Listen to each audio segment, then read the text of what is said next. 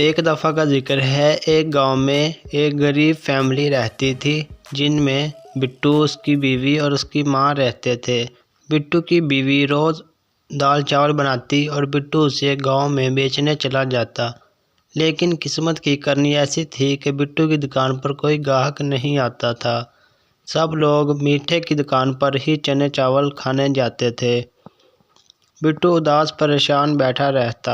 दाल चावल मजे और गजायत से भरपूर दाल चावल, खुद भी खाओ और घर वालों के लिए भी ले जाओ। जल्दी आओ जल्दी पाओ, आधा किलो ले जाओ या 1 पाव ले जाओ, जो भी दिल करे ले जाओ, आकर खा जाओ। और मोटे तेरे दाल चावल तो लोग खाते नहीं हैं, तो अपने घर वालों के लिए क्या खाक लेकर जाएंगे। मेरा वीर, जिस तरह के बदमजा तेरे दाल चावल होते हैं, परिंदों को ही खिला दे, कम से कम वो तो तुझे दुआएं देंगे। मीठे भाई, आप इस तरह मेरी बेइज्जती मत करो। आपके चने चावल तो अच्छे बिकते हैं, तो इसका मतलब ये नहीं है कि आप मेरी बेइज्जती करो। और बेइज्जती तो उनकी होती है जिनकी कोई इज्जत हो। कोई ग्राहक तेरी दुकान पर आता नहीं है, फिर भी बेशर्मों की तरह मेरी दुकान के सामने अपनी दुकान लगाकर खड़ा हो जाता है। ये सुनकर बिट्टू को बहुत दुख होता है और वो अपने दाल चावल उठाकर वहाँ से चलता है और अपने घर पहुँच आता है।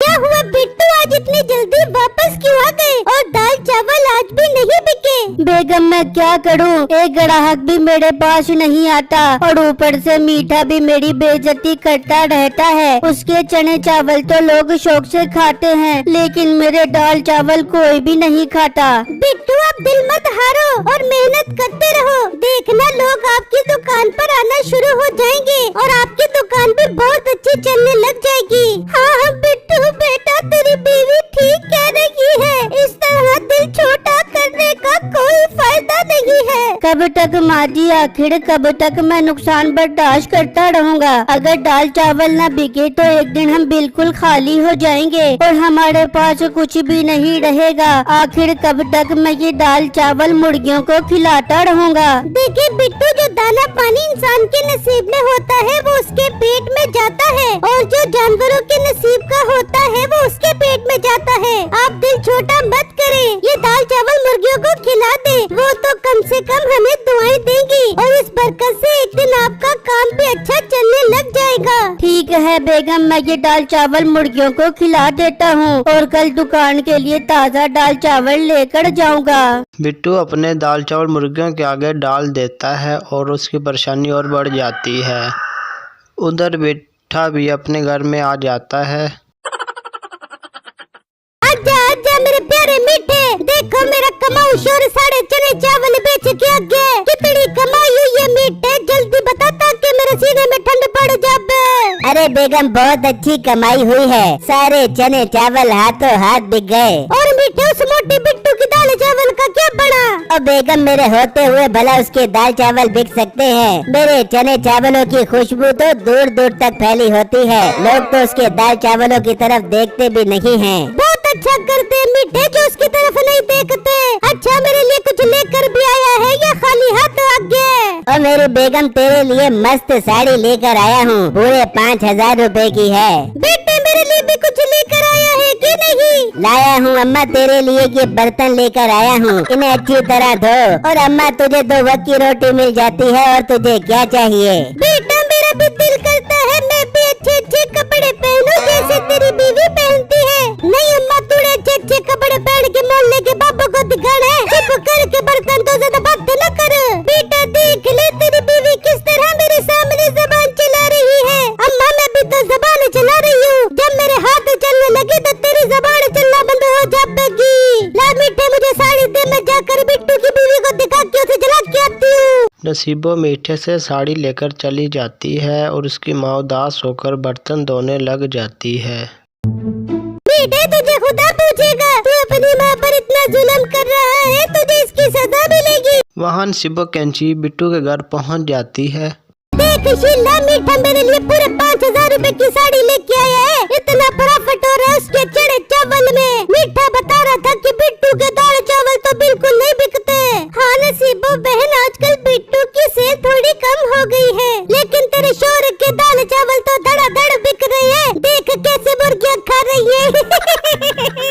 उसकी बात सुनकर बिट्टू की बीवी और माँ को बहुत गुस्सा आता है और शिबो कैंची वहाँ से चली जाती है। देख लिया बेगम, ये सिर्फ हमारा दिल जलाने के लिए यहाँ आई थी। मैं अब किसी और जगह खड़ा होकर दाल चावल बेचूंगा, जहाँ मीठा है वहाँ पर नहीं बेचूंगा। नहीं बिट्टू, आप ऐसा हरगिज नहीं करोगे। इस तरह वो समझेंगे कि आप डर गए हो। मगर बेगम, मगर कुछ नहीं, आप वहीं पर ही दाल चावल बेचोगे। फिर अगला दिन निकलता है और जब बिट्टू की बीवी दाल चावल बना रही होती है तो एक मुर्गी आती है और खूबसूरत अंडा देकर चली जाती है।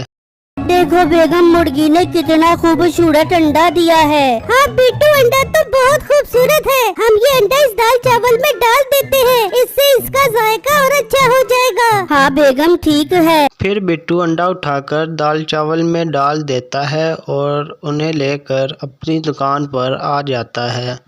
आज तो मिट्टू के दाल चावल से खुशबू दूर दूर तक फैली होती है। अरे वाह भाई, क्या कमाल की खुशबू आ रही है आपके दाल चावल की। जरा एक प्लेट तो बना दो। अच्छा भाई, अभी देता हूँ। बिट्टू उसे दाल चावल की प्लेट देता है तो वो सारे ही चावल खा जाता है। वाह वाह वाह, इतने मजेदार दाल चावल मैंने पहले कभी नहीं खाए। ऐसा जायका है कि मुंह में पानी ही नहीं रुक रहा। भाई बहुत बहुत शुक्रिया आपका। इतने में और लोग आ जाते हैं और दाल चावल खाने लग जाते हैं। उधर मीठे की दुकान पर आज कोई भी ग्राहक नहीं आया होता। ये इस मोटे बिट्टू ने दाल चावलों पे क्या जादू किया है। लोग तो इसकी दुकान से हिल ही नहीं रहे और आज मेरी दुकान पर एक भी ग्राहक नहीं आया। मैं इस मोटे के पास जाकर पता करता हूँ। जब सब ग्राहक वहाँ से चले जाते हैं तो मीठा बिट्टू की दुकान पर आता है। बिट्टू मेरे प्यारे भाई, आज तो आपके सारे दाल चावल बिक गए। मुझे भी तरीका बताओ, आप इतने मजेदार दाल चावल कैसे बनाते हो। मीठे भाई क्यों नहीं, मैं जरूर आपको बताऊंगा। फिर बिट्टू उसे सारा तरीका बता देता है, लेकिन असल जायका तो मुर्गी के अंडे की वजह से था। बिट्टू उसे अंडे के बारे में कुछ भी नहीं बताता। ये मोटा कितना बेवकूफ है, मुझे सारा तरीका बता दिया। अब मैं भी कल से दाल चावल बनाकर लेकर आऊंगा और इसका काम चौपट कर दूंगा। फिर मीठा अपने सारे चने चावल लेकर चला जाता है और घर आकर बीवी को बताता है। मीठे की क्या अनहोनी हो गई। उसके दाल चावलों पर तो मक्खियाँ भी नहीं आकर बैठती थी, फिर उसके दाल चावलों पर ग्राहक कैसे आने लग गए। और बेगम तो इस बात को छोड़, मैंने सारा तरीका समझ लिया है। अब हम भी कल से दाल चावल बेचेंगे। फिर अगले ही दिन मीठा भी दाल चावल बनाकर बैठ जाता है, लेकिन कोई भी उसके पास दाल चावल खाने नहीं आता। सब लोग बिट्टू के पास ही दाल चावल खाते हैं। ये देखकर मीठा सोच में पड़ जाता है। ये मामला कुछ गड़बड़ है। ये जरूर इन दाल चावलों में कोई जादू करता है, तभी तो सब लोग इसकी दुकान पर खींचे चले आते हैं। मुझे ये मामला देखना पड़ेगा। फिर जब अगला दिन निकलता है तो मीठा बिट्टू के घर में पहुंच जाता है और छुप कर देखता है कि एक मुर्गी अजीब सा अंडा देती है और बिट्टू उसे उठाकर दाल चावल में डाल देता है। अच्छा, तो असल बात ये है, इस अजीब अंडे की वजह से लोग इसके दाल चावल खाते हैं। मुझे ये अंडा नहीं बल्कि ये मुर्गी ही लेकर जानी पड़ेगी। मीठा घर आकर शिबो कैंची को सारी बात बताता है। मीठे, तू वो मुर्गी आज रात को ही जाग कर उठा ले, फिर हम उसके अंडों को दाल चावल में डाल के बेचेंगे। हाँ बेगम, मैं ऐसा ही करता हूँ। फिर जब रात होती है तो मीठा बिट्टू के घर मुर्गी चोरी करने आता है, तो मुर्गी देखकर शोर मचाने लग जाती है और बिट्टे के ऊपर हमला कर देती है। वो उड़ कर उसे मारती है। इतने में बिट्टू, उसकी माँ और बीवी भी वहाँ आ जाते हैं। अच्छा, तो मीठे तू यहाँ पर मेरी मुर्गी चोरी करने आया था। अरे बिट्टू, तुम्हारी मुर्गी बहुत नायाब अंडा देती है। मैं भी वो अंडा दाल चावलों में डालकर बेचना चाहता था, इसीलिए तुम्हारी मुर्गी चोरी करने आया था। मीठे, तुझे तो इसकी सजा मिलेगी। मैं भी पुलिस को बुलाता हूँ। नहीं बिट्टू मेरे भाई, ऐसा मत करना। मैं अब कभी चोरी नहीं करूँगा और तुम्हारी दुकान के पास अपने चने चावलों का काम नहीं करूँगा। मुझे माफ कर दो। ठीक है मीठे, अब यहाँ से चला जा और दोबारा मुझे नजर मत आई। फिर मीठा वहाँ से चला जाता है और बिट्टू सुकून से दाल चावल बेचने लग जाता है।